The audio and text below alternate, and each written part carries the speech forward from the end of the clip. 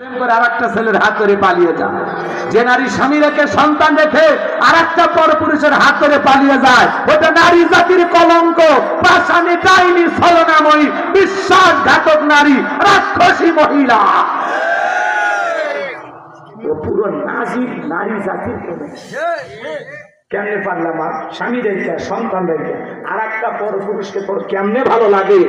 এই পরকালের ভয় নাই, সন্তানের মায়া নাই, স্বামীর 12-14 বছরের ভালোবাসা কোনো দাম নাই, একটা পরপুরুষকে দেখে তোর ভালো লাগে? কথা বলে না কেন?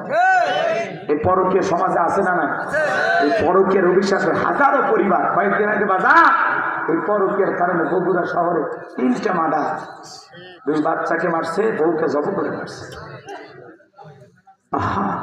এই পরকীয় অবিশ্বাস। আর এক নারী স্বামী মা 15টা ঘুমের ঔষধ কিনেছে স্বামী খিলা।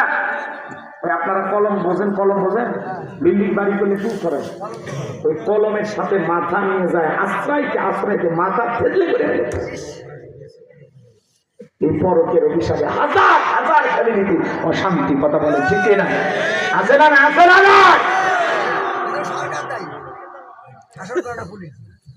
পুলিশ যে শাসন করে বন্ধ হবে, এদেশে এই জিনা ব্যভিচার বন্ধ করতে হলে লাগবে আল্লাহর আইন। কথা বলে ঠিক না?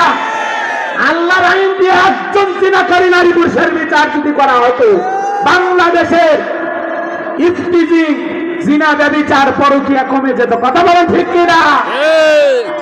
আল্লাহর আইন দিয়ে চুরি বন্ধ করতে হবে। আল্লাহর আইন